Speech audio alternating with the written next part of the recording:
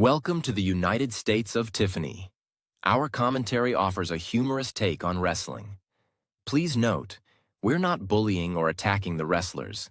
We're engaging with the choreographed sport and its storylines. Our jokes and observations are about the characters and storylines, not the real people behind them. Tourists and citizens alike, welcome. Enjoy the show, and remember, it's all in good fun.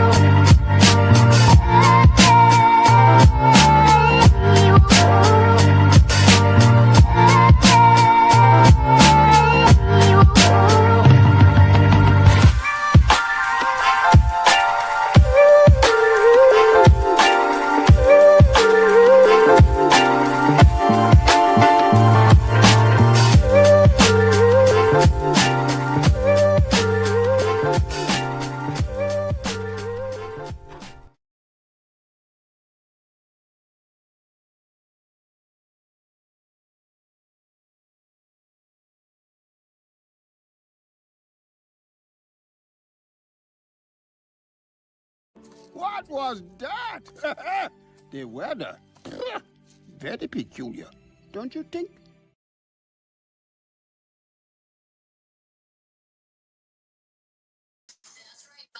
I mean, the show started off.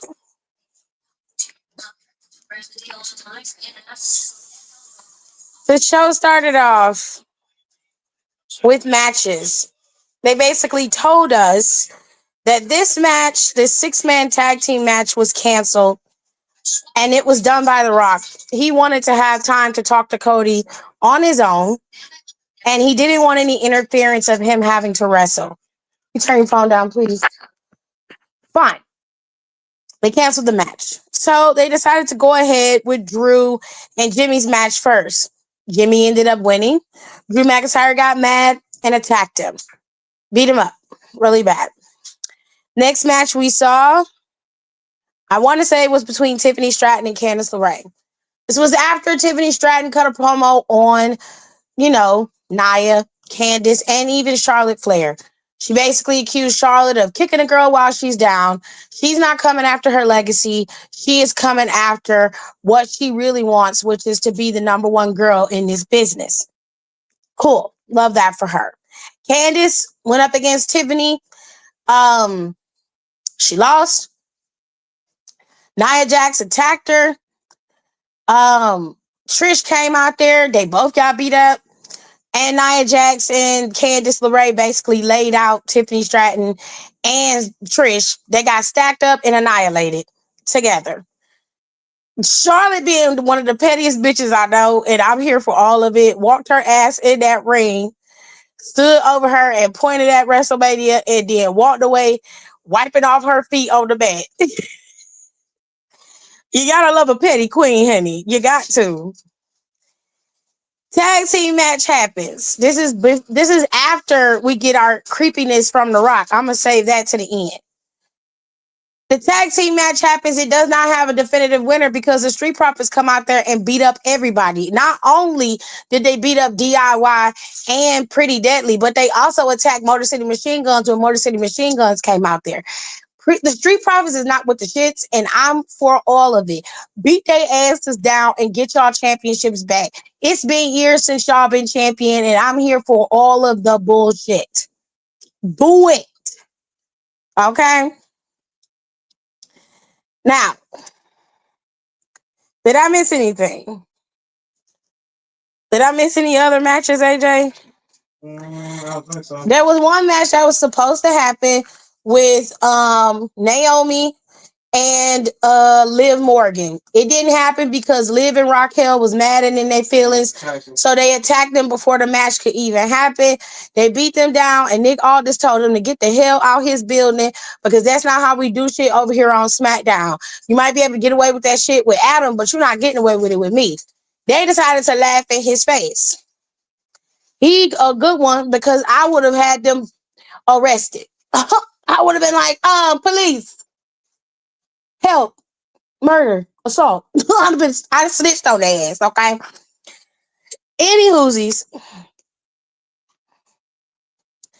So that's the logistics of SmackDown went that way. The creepy part of SmackDown. Last match of the night was the tag team match between Solo and Jacob and Damian and Braun Strowman. Damian and Braun Strowman got themselves on one accord. Solo shows up and Jacob and Tama was basically like, you're sitting there listening, and Solo was like, listen, last week was a mistake. That was not intentional. Jacob was like, oh, I know, because if it was, you wouldn't be standing here right now. And then Solo was like, okay, so we're good then. He was like, we got it. No problem.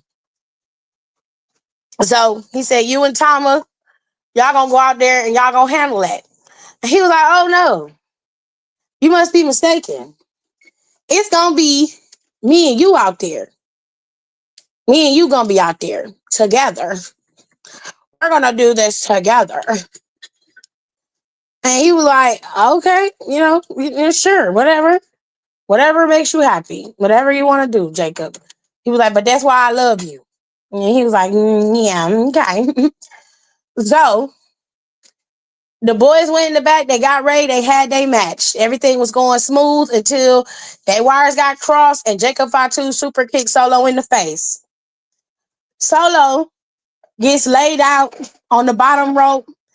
Jacob Fatu gets thrown over the announcer's table by Braun Strowman after he ran through him like a freight train.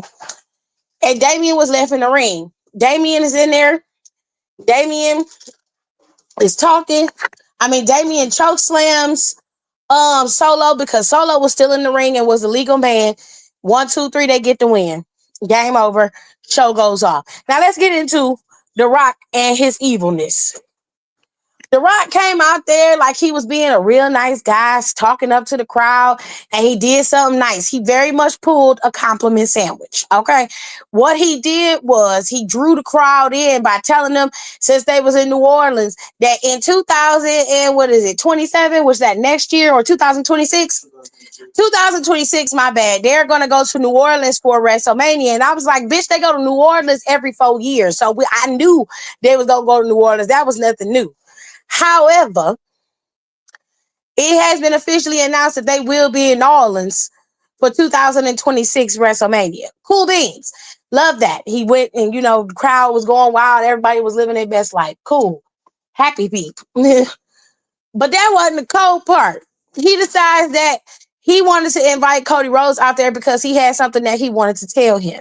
He brings him out there, tells him all these things, talking about how they were good friends. They got friends, befriended each other after Mania. He had a good moment, a great WrestleMania last year. He's living the best life he can live right now. But The Rock says, I could take you to higher spaces. And Cody doesn't understand what he means. So he's like, listen, Cody, you got what? Couple million followers on Instagram. I have over 500 million followers on Instagram. Okay. He said, I'm not only your boss, I'm a part owner in TKO, which means I am part of the owner of over WWE. He said, when he talked to Ari Emanuel, he said, Ari, I can't believe that you actually own WWE. He was like, no, Rock, you own WWE. And I said, oh, so this is where we're going. But you ain't gonna never guess how far he really took it. The Rock offers Cody a similar offer that has been offered throughout the dawn of time. Men with power are always looking to control, not have more power, but to control others for their own amusement and, of course, for the gain of the power that they have. He knows what Cody commands.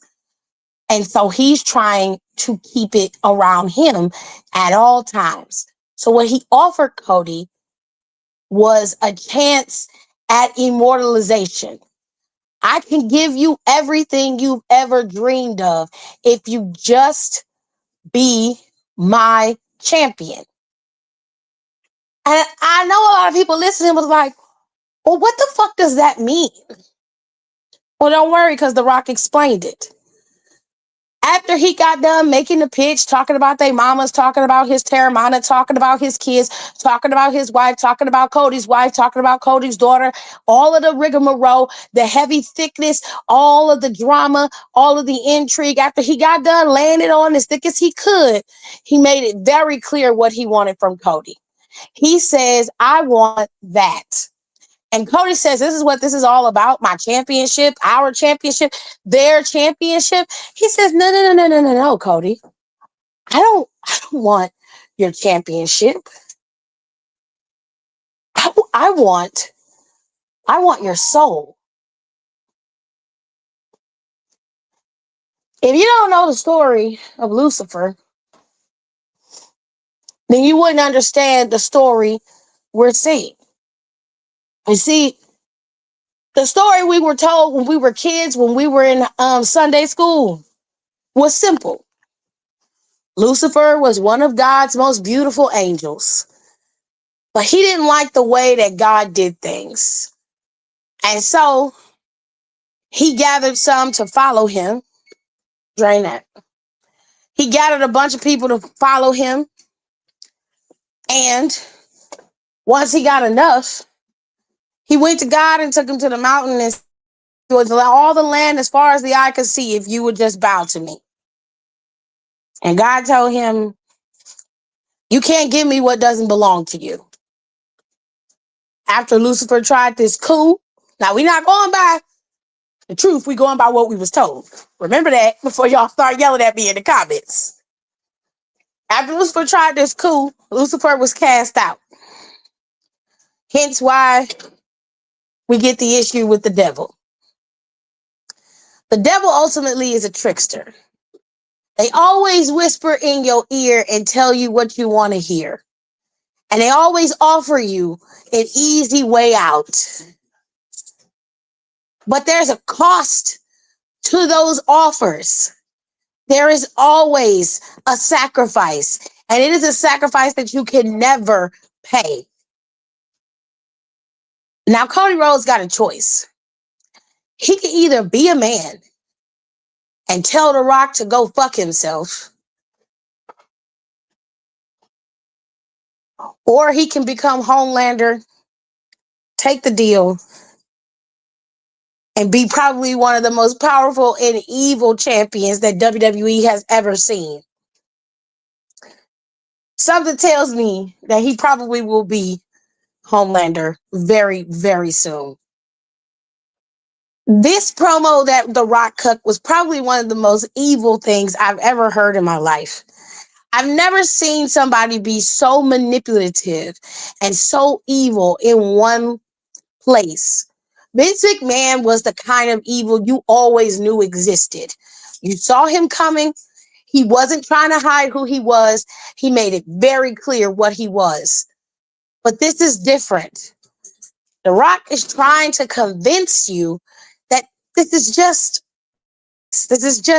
an offer. This isn't anything to hurt you or destroy you. Like, I got you. I'm trying to offer you the world. And I know I can give it to you.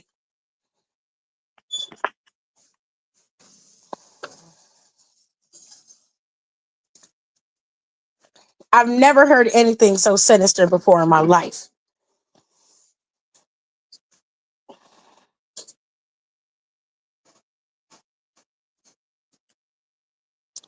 Now, I don't know exactly how this is going to play out, but I would hope that this leads to some type of battle and Cody wheels out in the end and he just turns on his own. Because if he accepts and becomes The Rock's champion, we are going to have a serious, serious problem on our hands. One not even y'all precious Roman Reigns can solve. I don't know, y'all, but that was Smackdown. I ain't trying to hold y'all too long, but listen, I'll do an analysis on The Rock later on this week. Later on, it'll be up next week. I'll make sure I include as much of this as I can, but I'll get an analysis of The Rock done very soon because this is something that you need to study. Because everybody was pretty upset with him at the Netflix premiere when he was blowing smoke up Cody's ass. But like I always tell y'all, there is a method to the madness. Not everything is as cut and dry as it seems. Sometimes you got to wait until things play out in order to get the full picture. And with that being said, I'm going to go. I had to make my husband dinner today, which I'm finished doing. Okay. I finished doing that. I had to cook right quick. Let me see if I can show y'all because I'm on my phone doing this video, by the way. Hold on. Hold on.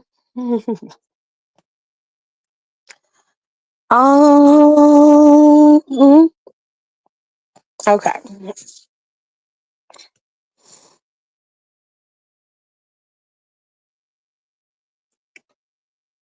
Oh, there it is. Okay, it's at the bottom. So,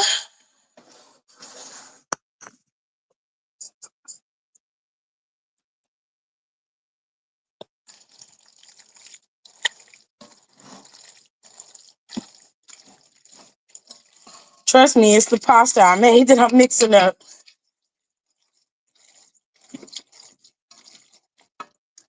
All right, y'all. Hopefully, y'all can see in the camera. It's cameras on me. Of course, it would be. Hold tight. We're going to switch it to facing back. There we go. Y'all can see it now? Very good. Hopefully, you can. I hope y'all can. So, he wanted some pasta. I made him some cavatappi. I got him some green beans that I blanched real quick, and I'm getting ready to fry them up in some butter and some lemon and all types of stuff. And then we're going to get him his salmon ready. I'll take a picture and post it to social media. But on that note, I'm going to get out of here. I hope y'all enjoyed the show. I will see y'all next week. Love you. Thanks for tuning in. Don't forget to rate, comment, and subscribe for more wrestling content. Check out our merch and consider becoming a member for exclusive perks, special emojis, and members-only content.